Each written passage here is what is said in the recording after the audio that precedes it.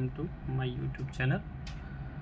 आज हम लोग देख रहे हैं चैप्टर 3 क्लास 10th का इम्पोर्टेंट फैक्ट्स। ठीक है, जैसे कि आप लोग का ऑब्जेक्टिव जो है वो सारा बन जाएगा।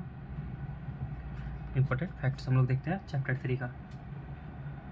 देखिए, सबसे पहले ये चैप्टर है हम लोग का दो चर वाले रैखिक समीकरण का। तो सबसे पहले रैखिक समीकरण के बारे में जानते हैं। वह समीकरण जिसको ax plus B y plus c बराबर 0 के रूप में अगर लिखा जा सकता है, जहाँ a और b a b c क्या होगा, वास्तविक संख्या होगा, और a भी 0 के बराबर नहीं होना चाहिए, b भी 0 के बराबर नहीं होना चाहिए, तो वह दो चर x और y में एक रैखिक समीकरण कहलाता है। ठीक है, रैखिक समीकरण समझ गए। अब देखिए, किसी रैखिक समीकरण ax plus B y plus c बराबर 0 का प्रत्येक हल जो होता है वो एक्स वाई उस समीकरण को निरूपित करने वाली रेखा पर स्थित एक बिंदु होता है। जब हम लोग दो चर वाले रैखिक समीकरण का अगर हम लोग ग्राफ खींचते हैं तो वहाँ पे एक्स और वाई का जो भी बिंदु बनता है उस रेखा का ग्राफ पे, तो उसका जो एक्स और वाई पॉइंट कोऑर्डिनेट होता है वो उस समीकरण का हल होता है। और यदि दो रैखिक समीकरण एक समान चर, जैसे कि अगर मान लीजिए सेम समीकरण उसी टाइप में दिया हुआ और सेम दो चर हो, जैसे एक्स और वाई में दो समीकरण दिया हुआ है, तो उन्हें हम लोग दो चरों में रैखिक समीकरण का एक युग्म कहते हैं या फिर रैखिक समीकरण युग्म कहते हैं। और इसका मानक रूप जो होता है वो होता है ax plus B Y b1 plus a1। देखिए, ये पहला समीकरण है और ये दूसरा समीकरण है, तो a1x plus b1y plus c1 बराबर 0 और a2x plus b2y plus c2 बराबर 0, जहाँ a1 b1 a1 a2 b1 b2 c1 c2 क्या होगा, एक वास्तविक संख्या होगा, और a1 a2 0 के बराबर नहीं होना चाहिए, b1 b2 भी 0 के बराबर नहीं होना चाहिए। अब देखिए, हम लोग देखते हैं एक रैखिक समीकरण युग्म को ग्राफीय रूप में निरूपित कर सकते हैं। ठीक है, जो भी रैखिक समीकरण युग्म होगा उसको हम लोग ग्राफीय रूप में निरूपित कर सकते हैं। और हल करने की मुख्यतः दो विधि होती है, ग्राफीय विधि और बीजगणितीय विधि। अब देखिए, कुछ उस समीकरण के बारे में जान लेते हैं क्या होता है। जैसे अब मान लीजिए दो समीकरण का युग्म है, तो अगर उसमें कोई हल नहीं होता है तो वो समीकरण का युग्म जो है वो असंगत युग्म कहलाता है। तो असंगत युग्म में हम लोग वही लिखे हैं, एक रैखिक समीकरण युग्म जिसका कोई हल नहीं होते हैं रैखिक समीकरणों का असंगत युग्म कहलाता है। और जब कोई एक भी हल हो जाएगा या फिर सीधा सीधी समझ लीजिए जिसका हल होता है उसको हम लोग संगत युग्म कहते हैं। तो एक रैखिक समीकरण युग्म जिसका हल होता है रैखिक समीकरणों का संगत युग्म कहलाता है।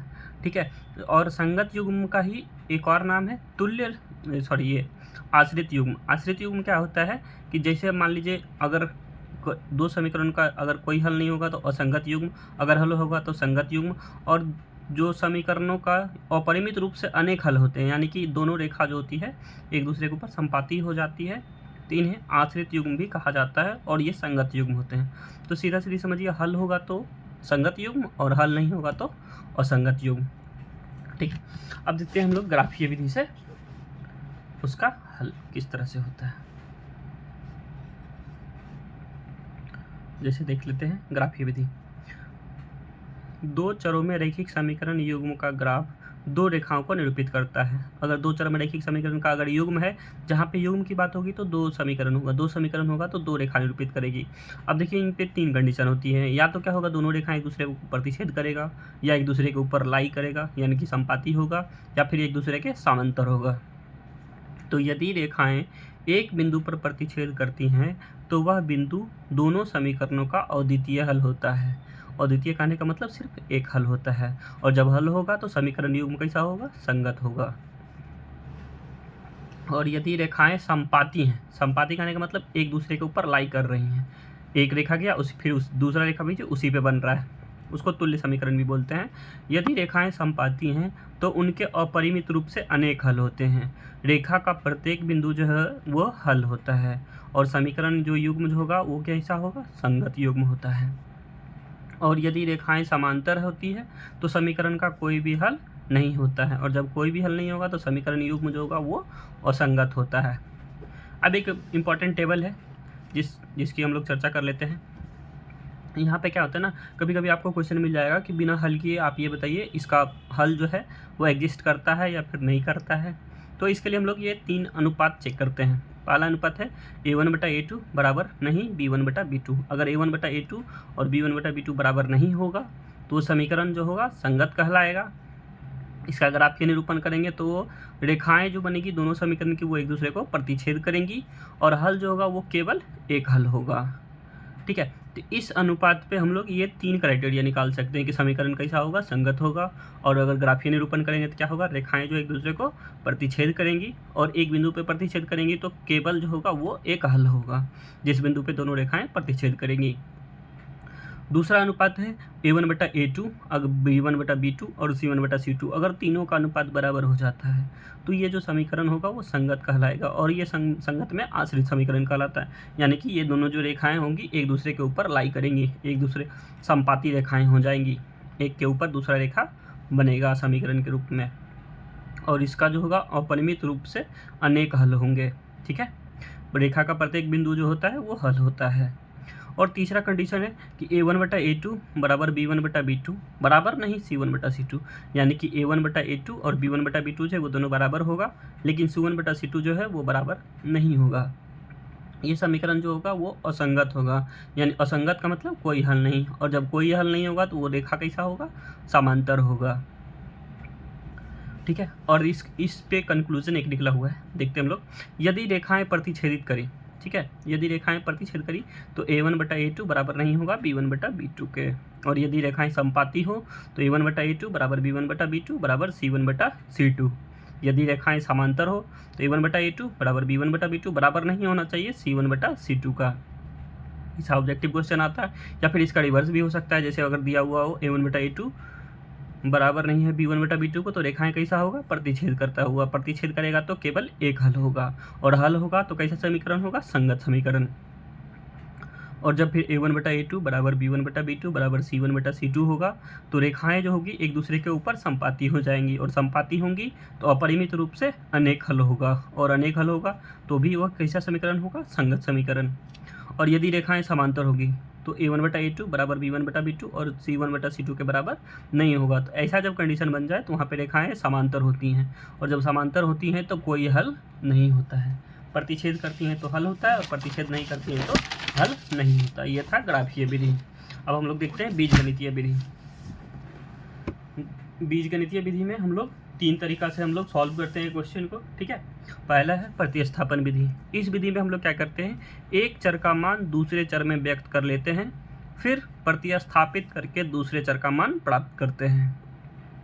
तो इसका हम एक एग्जाम्पल बनाए हुए हैं। ठीक है, और ये एक्सरसाइज का क्वेश्चन था x + y बराबर 14 और x - y बराबर 4। ठीक है, प्रतिस्थापन विधि में हम लोग क्या करते हैं, इसका सोल्यूशन किस प्रकार से करते हैं। तो पहले हम लोग दोनों समीकरण को लिख लेंगे, x + y बराबर 14 और x - y बराबर 4, समीकरण 1 और समीकरण 2। ठीक है, फिर समीकरण 1 से हम लोग बनाएंगे x + y बराबर 14। तो x बराबर क्या हो जाएगा, 14 - y।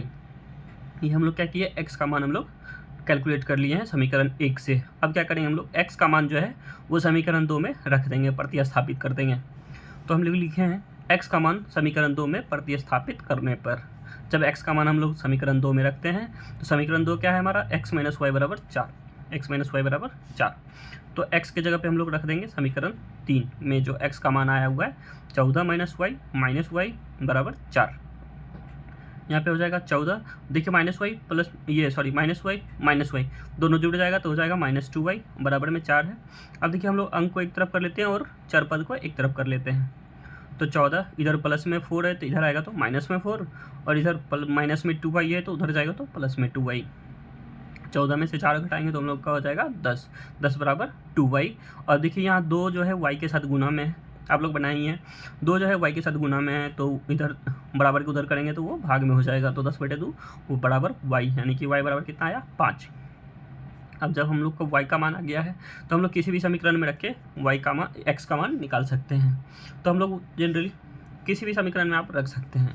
यहाँ पे हम समीकरण 3 में मान रख रहे हैं, तो y का मान समीकरण 3 में प्रतिस्थापित करने पर तो x बराबर क्या हो जाएगा, 14 - 5। तो x बराबर का मान कितना आया, 9। अतः हल हमारा क्या हो गया, x बराबर 9 और y बराबर 5। ठीक है, ये था बीजगणितीय रूप में पहला नियम, पहला विधि।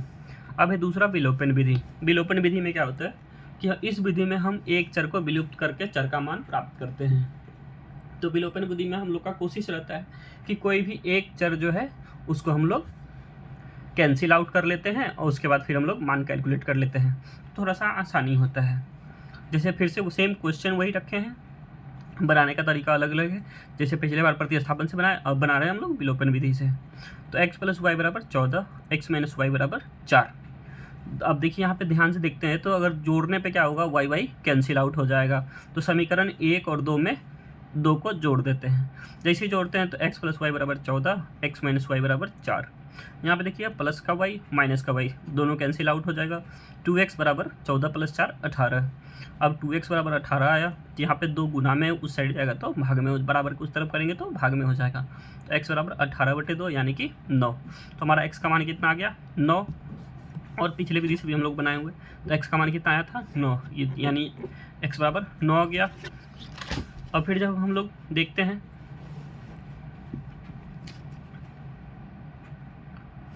समीकरण x1 में x का मान प्रतिस्थापित करने पर, अब क्या करते हैं हम लोग, समीकरण 1 में x का मान वापस रख देते हैं। तो x + y = 14, तो x का मान कितना आया था, 9, 9 + y = 14, तो y का मान कितना हो जाएगा, 14 - 9 यानी कि 5।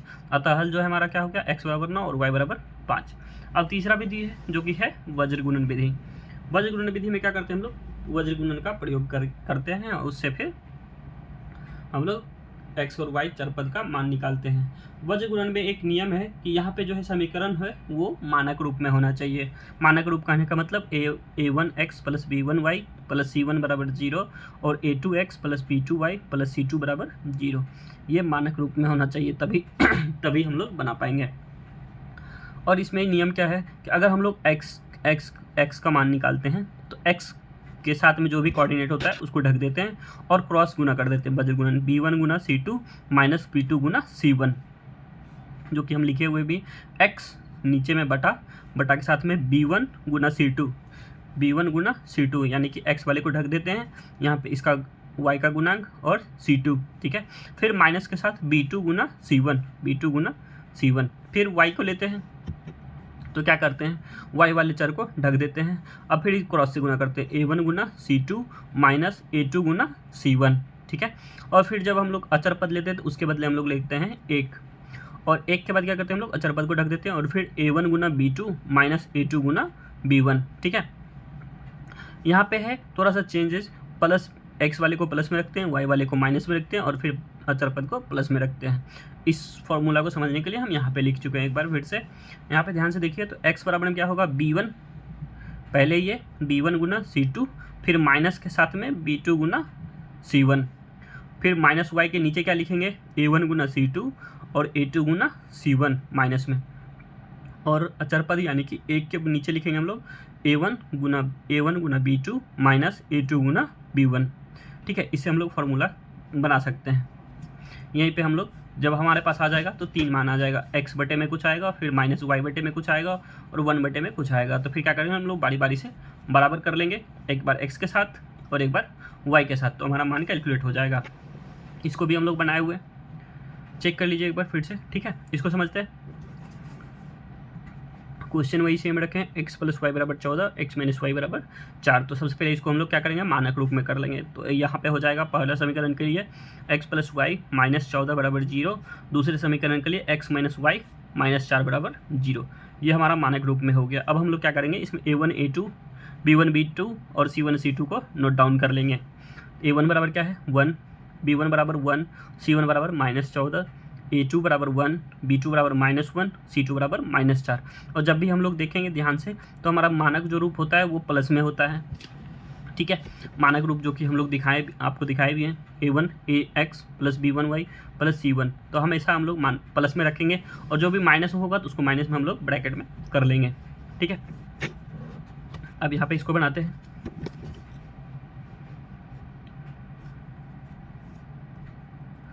फॉर्मूला के हिसाब से x बटे b1 × c2 - b2 × c1, फिर minus y a1 × c2 - a2 × c1, फिर 1 बटे a1 × b2 - a2 × b1, ठीक है। सॉल्व करते हैं हम लोग, x रख दिए, b1 × c2, b1 यानी 1, c2 माने -4, तो दोनों को गुना कर दे, दोनों को गुना किए, फिर बीच में माइनस उसके बाद फिर B2 इंटू C1, B2 का मान -1, C1 का मान -14, तो -1 गुना -14, फिर -y लिए A1 गुना C2, A1 यानी 1, C2 बराबर -4 गुना कर लिए, फिर माइनस के साथ में A2 गुना C1, 1 गुना -14, ठीक है। फिर अचर पद के लिए 1 बटे A1 गुना B2, A1 1, B2 -1, 1 गुना -1, फिर माइनस में A2 गुना B1, 1 गुने 1, ठीक है। अब हम लोग इसको कैलकुलेट करते हैं तो x 4 गुने -1 गुने -4 तो -4 माइनस, ठीक है, और यह माइनस माइनस प्लस हो जाएगा, 14 इकाई 14, ठीक है। फिर यहाँ पे -y 1 गुने -4 -4 माइनस, ठीक है, और फिर यह -14, 14 गुना 1 -14, तो माइनस से माइनस गुना करेंगे तो यहाँ पे प्लस हो जाएगा और 14, फिर 1, ये 1 गुना -1 और फिर माइनस, और फिर 1 गुना 1 बराबर 1, और फिर इसको हम लोग आगे देखते हैं थोड़ा सा, तो x बटे में आता है -18 माइनस y बटे 10 और 1 बटे -2, क्या करते हैं हम लोग फिर बारी बारी से बराबर कर देते हैं अचर पर के साथ, तो x -18 बराबर 1 बटे -2, तब हम लोग इसको बनाते हैं तो यहाँ पे क्या हो जाएगा क्रॉस मल्टीप्लिकेशन, 2x - 2x बराबर -18, तो माइनस माइनस है तो दोनों कैंसिल आउट हो जाएगा, और x बराबर क्या हो जाएगा 18 बटे 2 यानी कि 9, और फिर जब हम लोग इसको y वाले को अचर पद के साथ बराबर करेंगे तो -y बटे 10 बराबर 1 बटे -2, यहाँ पे क्या हो जाएगा क्रॉस मल्टीप्लिकेशन करेंगे तो माइनस माइनस प्लस, 2y बराबर 10 इकाई 10, तो y बराबर कितना हो जाएगा 10 बटे 2 यानी कि 5, तो x बराबर कितना आया 9, y बराबर 5, यानी कि हम लोग तीनों विधि देख लिए। यहाँ पे हम लोग अभी बीजगणितीय रूप में तीनों विधि देख लिए, प्रतिस्थापन, विलोपन और वज्रगुणन, ठीक है। और यहाँ पे एक होता है कभी कभी ऐसा स्थिति आता है जहाँ पे हम लोग को जो समीकरण दिया हुआ रहता है वो प्रारंभिक रूप अवस्था में रैखिक समीकरण के रूप में नहीं होता है, लेकिन हम लोग उसको परिवर्तित करके बना सकते हैं। जैसे मान लीजिए क्वेश्चन दिया हुआ है 1/2x प्लस 1/3y बराबर 2 और 1/3x प्लस 1/2y बराबर 13/6, ठीक है। तो यहाँ पे देखिए 1/x है तो हम लोग ये मान लेंगे 1/x को u और 1/y को v मान के हम लोग इसको बना सकते हैं। तो जैसे हम लोग मान के बनाएंगे तो ये हमारा समीकरण जो है वो रैखिक रूप में परिवर्तित हो जाएगा। जैसे अगर हम लोग पहला समीकरण को चेंज करते हैं 1/2x, तो 1/x को u मान लिए तो u/2 प्लस v/3 बराबर 2। अब यहाँ पे हम लोग क्या करते हैं एलसीएम लेके कैलकुलेट कर लेते हैं, और ये हमारा एलसीएम आता है 6, और जब हम लोग बनाते हैं तो 3u + 2v बराबर 2, और ये हमारा रैखिक रूप में आ गया 3u + 2v बराबर 12, ठीक है। फिर सेकंड समीकरण का भी उसी तरह से हम लोग बनाते हैं, तो u/3 प्लस v/2 बराबर 13/6, इसका भी एलसीएम लेके बनाते हैं तो 2u + 3v/6 बराबर 13/6, 6 कैंसिल आउट, तो 2u + 3v बराबर 13। अब ये देखिए रैखिक समीकरण के रूप में आ गया, तो फिर हम लोग इसको फर्दर बना सकते हैं, ठीक है। देखिए अब बीजगणितीय विधि और ग्राफीय विधि के अलावा एक और विधि होता है बीजगणितीय विधि के रूप में ही तुलनात्मक विधि, जिसके बारे में हम लोग चर्चा किए हुए हैं, और ये क्वेश्चन एक ही बार आया हुआ है, ठीक है, बोर्ड एग्जाम में एक ही बार। तो हम लोग इसको सीखते हैं कैसे बनाते हैं। तुलनात्मक विधि में क्या करते हैं हम लोग, इस विधि में किसी भी एक चर का मान दोनों समीकरण में निकाल देते हैं, दूसरे चरों के रूप में निकाल देते हैं, और फिर दोनों समीकरण से तुलना करके चर का मान प्राप्त कर लेते हैं, ठीक है। जैसे यहाँ पे देखिए वही पुराना वाला समीकरण लिए हुए x + y बराबर 14, x - y बराबर 4, ठीक है। अब देखिए दोनों पे क्या करते हैं हम लोग, दोनों को बनाते हैं। सॉल्यूशन में सबसे पहले दोनों समीकरण को लिख लेंगे।